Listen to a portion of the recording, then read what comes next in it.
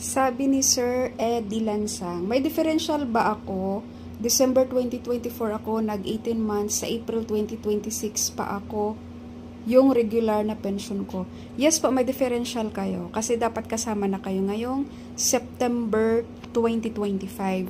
So, September 2025, October, November, December, January, February, March, 7 months na differential.